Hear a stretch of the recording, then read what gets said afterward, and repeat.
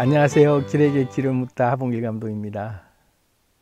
오늘은 죽음에 대한 고찰 일부라는 제목으로 얘기를 좀 해보겠습니다. 인간이 그 지위고하를 막론하고 빈부귀천을 막론하고 모두가 다 두려워하고 궁금해하고 관심을 갖는 게 죽음에 대한 문제죠. 이 죽음의 문제만 해결이 된다면 삶에 있어서 전부다고 할 만큼 모든 것들이 다 선명하게 다시 보일 텐데, 이 문제가 해결되지 않으니까 온갖 것들의 추측과 또 불안 속에서 우리가 방황하고 어떻게 살아야 될지도 모르는 이상한 삶을 또 살게 되는, 그런 우를 범하게 되는 게 죽음에 대한 문제를 해결하지 못해서 그런 거죠. 그래서 오늘은 죽음에 대한 고찰을 좀 심층 있게 몇 부가 될지는 모르겠지만 되는 대로 한 20-30분 정도 분량으로 계속해서 좀 나눠서 1부, 2부, 3부, 4부, 5부, 6부 몇 부까지 갈지 모르겠지만 뿌리를 좀 뽑아보자, 이런 마음으로 시작을 좀 해보도록 하겠습니다. 죽음에 대한 고찰 1부. 여러분, 죽음에 대해서 자유로운가요? 죽음을 극복하셨나요? 사도 바울은 죽음아, 사망아, 너의 쏘는 것이 무엇이냐 라고 얘기하면서 사망을 조롱하고, 아주 사망은 이제 완전히 자기는 이제 해탈했다. 부처님도 마찬가지고. 이게 알고 보면 종교적 관점에서 사망에 대한 부분을 완벽하게 해탈했다 할 때, 종교적 신념을 덧입고 죽음에 대한 해탈을 경험하는 경우는 많죠. 그래서 죽으면 천국 가니까 뭐가 걱정이야 이러고 그냥 죽음에 대해서 해탈했다 이럴 수 있는데, 제가 지금 얘기하고 싶은 죽음에 대한 고찰은 일체 종교적 관점 이런 것들을 다 떠나서 좀 우리가 자연적인 어떤 법칙, 또 과학적인 어떤 논리, 지극히 이성과 이치에 맞는 합리적이고 좀 논리적인 그런 어떤 설명들에서 이해가 될 만큼 뭔가 좀 알아들을 수 있는 말로 종교적 차원을 넘어서서 죽음에 대한 고찰을 좀 해보자. 그래서 죽음을 완전히 한번 극복해보자. 이런 차원에서 말씀을 좀 드려보려고 합니다. 단순히 종교에서 얘기하는 극락과 천국을 어떻게 하면 간다, 내생과 뭐 윤회에 대해서는 이렇다, 그렇게 받아들이고 믿으면 그냥 뭐 그 종교를 믿으면 그걸로 끝이죠. 그러면 죽음을 극복할 수 있어요. 그죠? 그렇게 믿으면 또 그 세계에 들어가니까. 근데 저는 지금 그런 차원에서 얘기하는 게 아니라 한번 냉정하게 꼼꼼하게 비판적으로 아주 뜯어보면서 자연은 어떻게 돌아가는가, 그래서 자명하게 내가 납득할 수 있을 만큼의 내용들로 하나하나 짚어보자. 그렇게 해서 내 신념이라고 하는 나의 철저한 이때까지 고정관념이 완전히 깨져서 죽음을, 개념을 확실하게 다 내가 갈아엎을 수 있다면 끊임없이 의심해보고 한번 따져 들어가 보자. 그런 차원에서 오늘부터 저랑 함께 죽음에 대해서 한번 따져 들어가 보는 시간을 가져봤으면 좋겠다 싶습니다. 먼저 죽음은 개념에 지나지 않는다. 죽음은 허상이다. 죽음이란 실제하지 않는 거다라는 것들로 먼저 1부에서는 얘기 좀 해보겠습니다. 죽음이 존재하지 않는 허상이다. 뭔 소리냐, 태어나면 죽게 돼 있고 지금도 수많은 사람이 죽어나가는데 죽음이 뭔 허상이냐, 이렇게 이제 보실 수 있는데, 어떤 측면에서 죽음의 허상인지 한번 보자고요. 몸이 죽으면 죽음이다. 뭐 말할 필요가 없이 몸이 죽으면 죽음이라고 우리는 다 인정할 수 있겠죠. 심장이 멈추거나 더 이상 맥박이 안 뛰고 이렇게 그냥 영혼이라고 하는 의식이 몸을 벗어나서 그렇게 떠나가면 죽음이다. 이렇게들 흔히 얘기하잖아요. 이게 이제 인류 원리에 의해서 인간의 관점에서 죽음을 의미 짓고 그렇게 규정 지었기 때문에 우리가 죽음을 그렇게 보는데, 왜 죽음이 허상인지를 낱낱이 한번 살펴보죠. 심장이 멈추거나 호흡이 멈추거나 의식이 떠나간 것을 죽음이라고 한다 할 때 그거야말로 완벽한 허상이죠. 심장이 멈추거나 내 몸의 세포가 죽어서 다 떨어져 나가면, 흙으로 다 분해돼서 몸이 다 산산조각 나서 사라지면 죽음이다. 이게 완벽한 죽음이 아니냐, 육체적인 죽음이라고 했을 때, 이걸 가만 보면 몸에서 내 세포가 죽어나가는 걸 우리가 살펴보면요, 몸은 1초에 380만 개씩의 세포가 죽어나가요. 끊임없이 또 다른 세포가 그 세포의 자리를 채우면서 교체되고 있죠. 계속해서 플랫폼이라고 하는 기차역에 수많은 그 행인들이 지나다니고 있는데, 그 어떤 행인도 그 역에 살고 있는 행인이 없다. 그냥 잠시 그 자리에 왔다 갈 뿐이죠. 우리의 세포들이 그래요. 이 몸에 잠시 거쳐 갈 뿐이에요. 그러니 어떤 세포도 나라는 세포가 없다. 세포들한테 물어보세요. 네가 나야 라고 얘기하면 무슨 소리야, 나 어제 와서 잘 모르겠는데 나 내일 갈 건데. 이런 애들밖에 없다. 그 어떤 애들도 여기에 소속돼 있다라는 소속감을 가지고 여기에 그냥 천년만년 머물러 살면서 고정돼 있는 애는 없다. 다 지나가는 애들이에요. 만들어졌다가 또 조금 있으면 또 사라지고 그러고 있는 애들이 다 세포들이죠. 그럼 나의 생명의 기본이라고 할 수 있는 이 세포들은 그 어떤 것도 멈춰 있는 애가 없고 계속 흘러가고 있는 애들밖에 없으면, 어떤 것도 나라고 지칭할 수 있는 애가 없는 상태가 세포라면, 얘들이 죽는다고 내가 죽는 게 아니구나를 우리가 알아차릴 수 있겠죠. 세포가 죽는다고 내가 죽는 게 아니다. 뭐 우리 몸의 일부가 떨어져 나가도 우리는 요즘은 아무렇지도 않게 그냥 다 지켜보죠. 성형수술해서 얼굴을 완전히 환골탈태하듯이 싹 바꿔도 나는 여전히 나야 라고 인정하고 있는 거죠. 얼굴이 다 바뀌었는데, 외형으로 알아볼 수 있는 얼굴이 그게 나라고 했는데, 그 얼굴이 다 바뀌어도 나다라고 나는 여전히 나를 인정하죠. 몸에 어떤 부위, 제일 중요한 부위라고 하는 트랜스젠더 이랬을 때 남녀의 성기가 바뀌어도 나다라고, 주민등록의 뒷자리가 바뀌어도 여전히 나는 나야 라고 얘기한다. 나라고 하는 정체성이 외형의 몸의 어떤 부분들이 바뀌어 나가고 성형수술로 다 교체되고 인조인간이다 라고 불려진 만큼 다 인공물로 대체해도 여전히 나는 나다. 내 몸의 외피의 어떤 부분들이 바뀌어도 그게 중요하지 않다.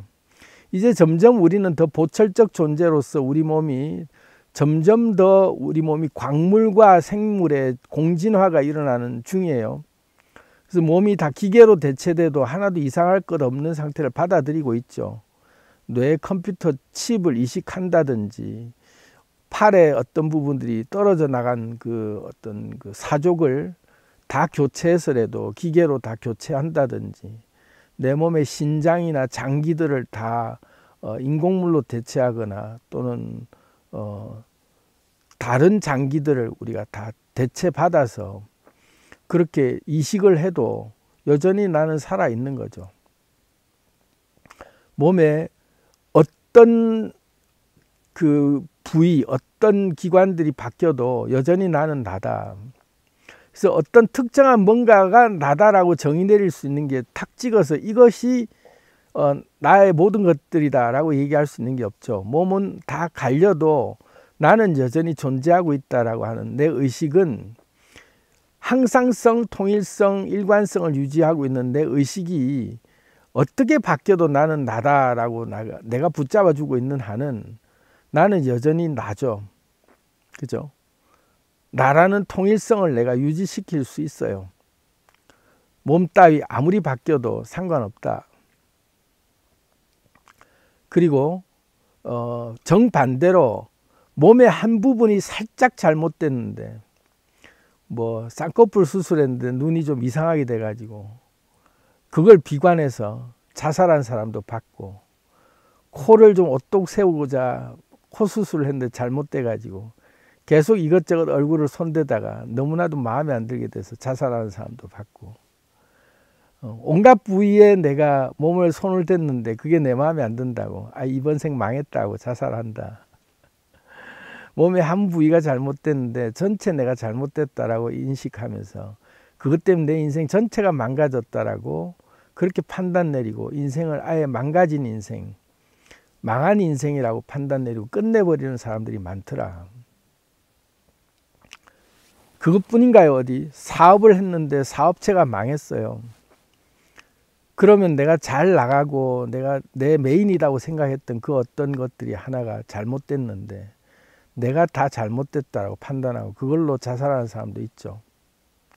뭐 운동선수가 뭐 야구를 했건 축구를 했건 어떤 특정한 신체의 기능이 잘 돌아야만 그 분야에서 내가 아주 이름도 날리고 돈도 벌고 할 수 있는데 사고가 난다거나 해서 그 운동을 할 수 없는 상태, 다른 일반적인 활동을 하는 데는 크게 무리는 없을 수는 있는데 이제는 다시는 뭐 야구를 못합니다, 축구를 못합니다 이러면 거기에 좌절을 해서 그 직업과 그 어떤 특정 활동 하나를 못하게 됐다고 내 인생이 끝났다 하고 자살하는 사람도 있죠.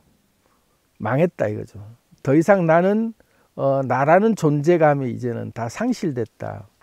그 자기 생명이 끝난 거라고, 그거 하나 없어졌다고 끝난 거라고 판단을 해버리죠.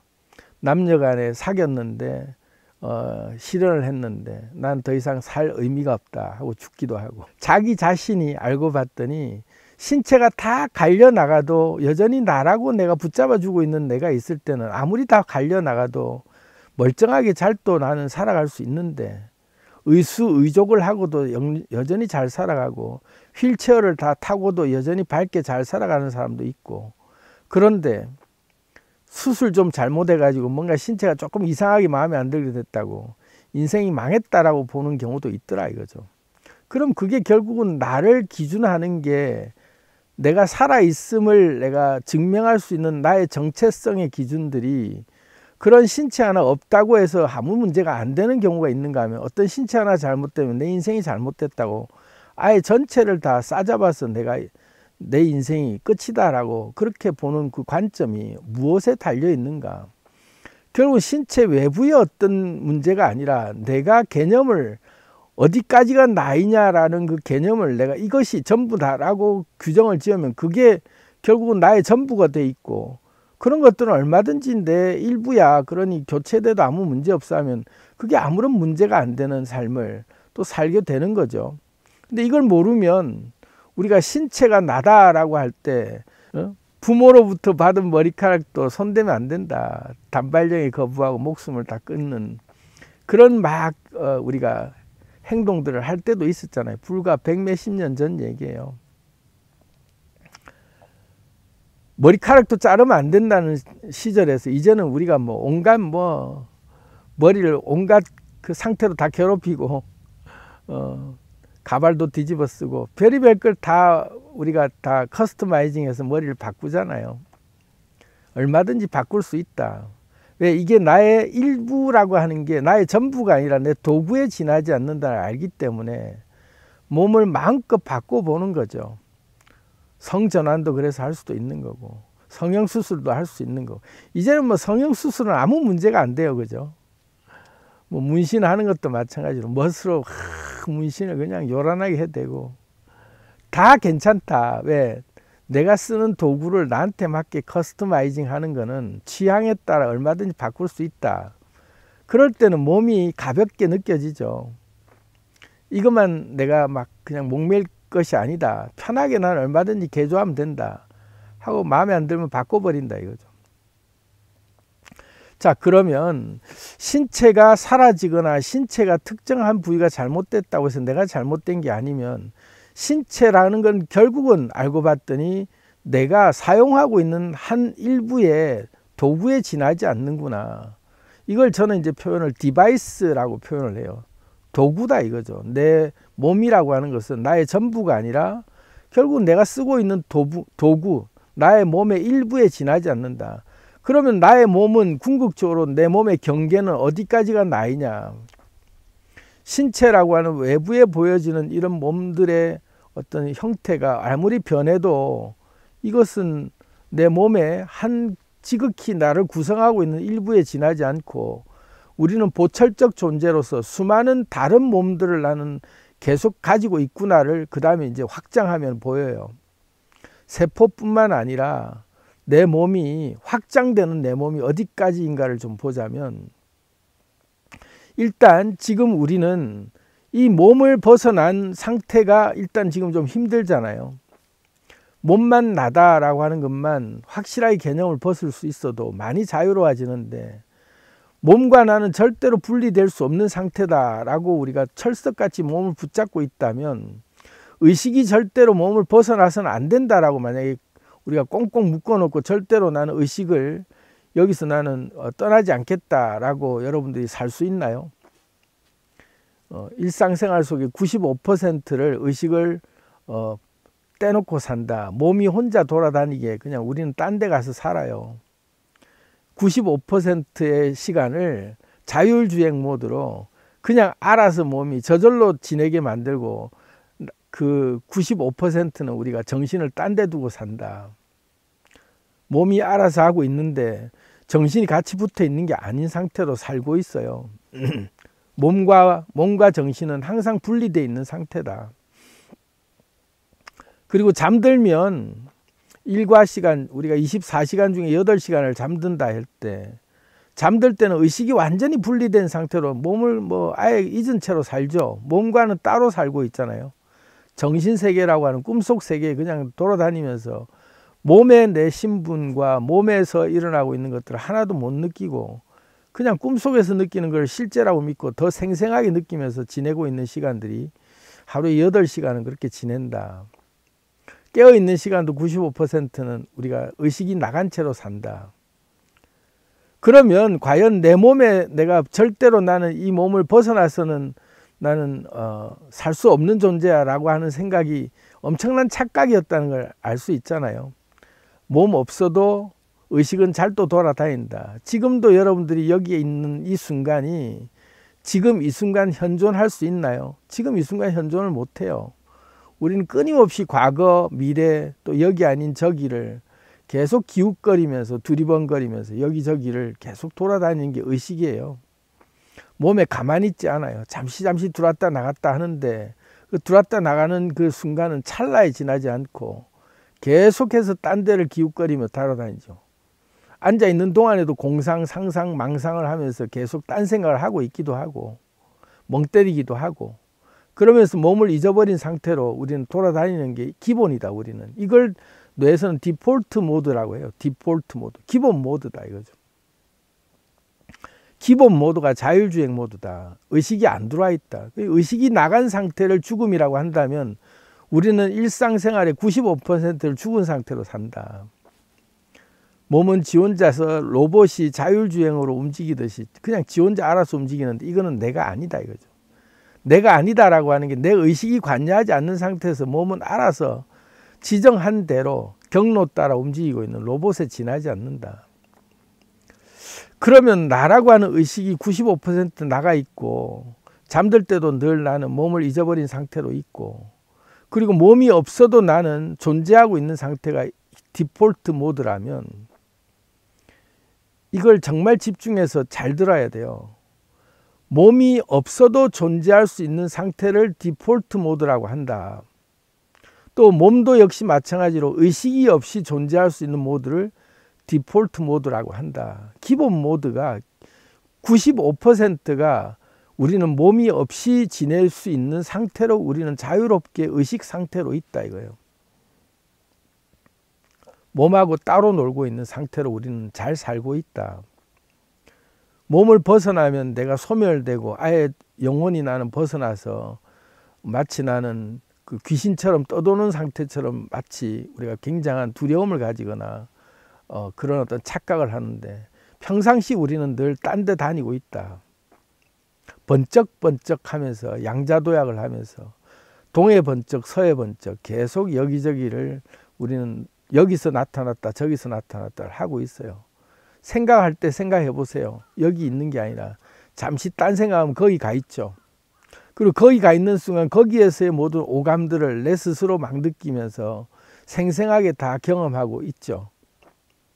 여기서 느끼는 게 아닌데, 여기서 일어나는 일이 아닌데 우리는 생생하게 오감으로 다 느끼고 있어요.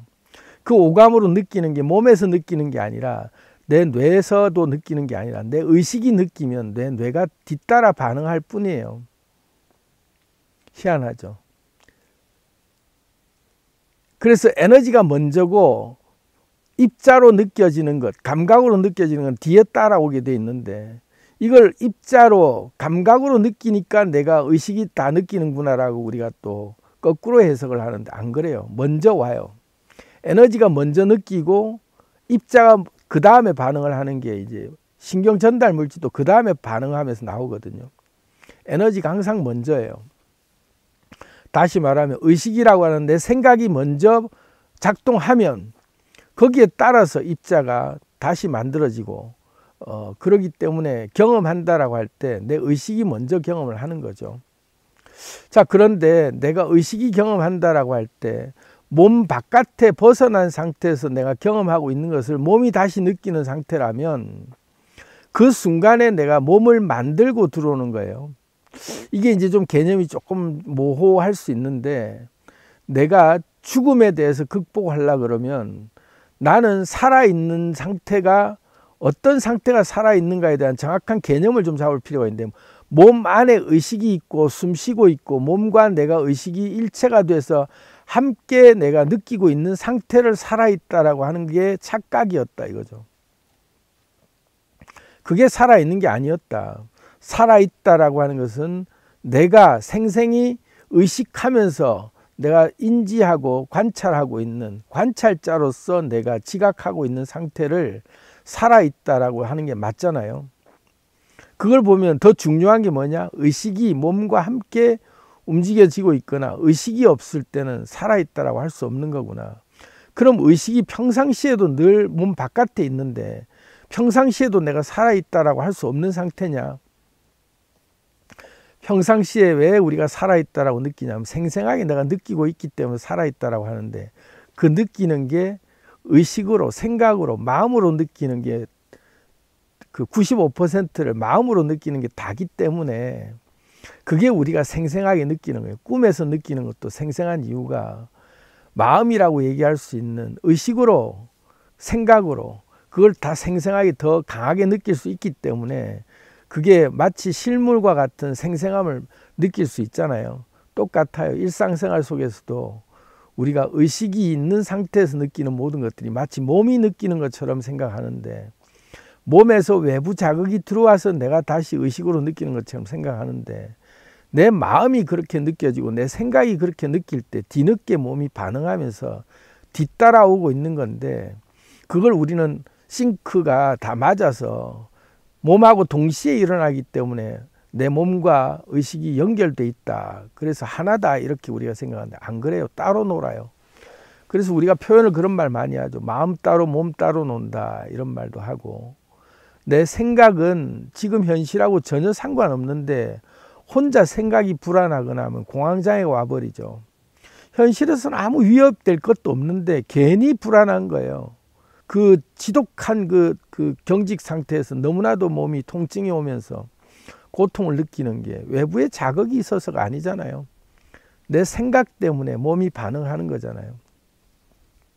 우울증에 걸리거나 또 뭐 불안증에 걸리는 것도 그렇고 모든 심리적인 병들이 외부의 어떤 환경이 나를 그렇게 될 수밖에 없도록 요인이 분명해서가 아니라 그저 내 생각이 만들어낸 하나의 그 허상에 내가 끄달리면서 괴로워하고 있는 현실 속에서 우리가 외부 환경하고 전혀 상관없는 내 마음의 병으로 내 몸이 더 힘들어하고 있게 만드는 그런 상태를 우리가 심리적 요인이다 이렇게 얘기하잖아요.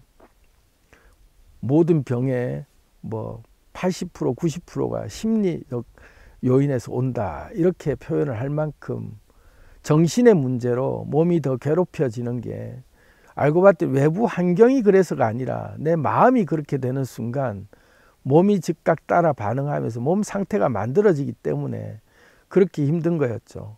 그럼 알고 봤더니 살아있다라고 하는 근본적인 그 모든 그 감각들을 몸에서 느끼는 게 아니라 내 정신에서 느끼는 거구나. 내 의식이 그렇다라고 믿으면 그때부터 몸이 따라 만들어지는 거구나. 몸이 따라 만들어지는 거예요. 우리가 죽음을 대할 때 몸이 나는 있기 때문에 내가 살아있고 몸이 없으면 내가 죽은 거다라고 하지만 알고 보면 정신이 있기 때문에 내 의식이 있기 때문에 몸이 만들어지고 물질이 만들어지는 거지, 의식이 없으면 몸이 만들어지지를 않는다. 자, 이제 여기서 이제 2편으로 넘어가야 되는데, 의식이 있어야 몸이 만들어지고 몸은 어떤 상태가 되든 간에 그 성질이 결정되고 몸의 상태가 결정되고 몸이 존재할 수 있는 것은 의식이 없으면 존재할 수 없는 상태인데, 그러면 내가 어떤 의식 상태로 존재하느냐에 따라서 내 몸 상태도 완전히 바뀌고 내 신분도 바뀌고 내 삶도 바뀌고 내 주변 환경도 바뀌고 싸그리 다 바뀌는 게, 알고 봤더니 내 의식이 어떻게 등장하느냐에 따라서 완전 새 사람으로 이제까지 살아왔던 이전의 삶은 완전히 사라지고 완전 새 사람이 돼서 거듭난 사람이다 할 때 완전히 새로 태어난 사람처럼, 그런즉 누구든지 그리스도 안에 있으면 새로운 피조물이라, 이전 것은 지나갔으니 보라 새 것이 되었도다 라는 구절처럼 완전히 새 것이 된 것 같은 새 삶을 살 수 있는 그 기적 같은 경험을 사람들이 많이 하는 이유가, 몸이나 주변 환경이나 똑같은데 의식이 다른 의식이 되고 딴 사람이 돼버리니까 완전히 딴 사람이 돼가지고 다른 세상을 경험하고 눈에 보이는 것도 딴 세상이 펼쳐지는 것들을 경험할 수 있게 되는 게 이제 놀라운 일인데요.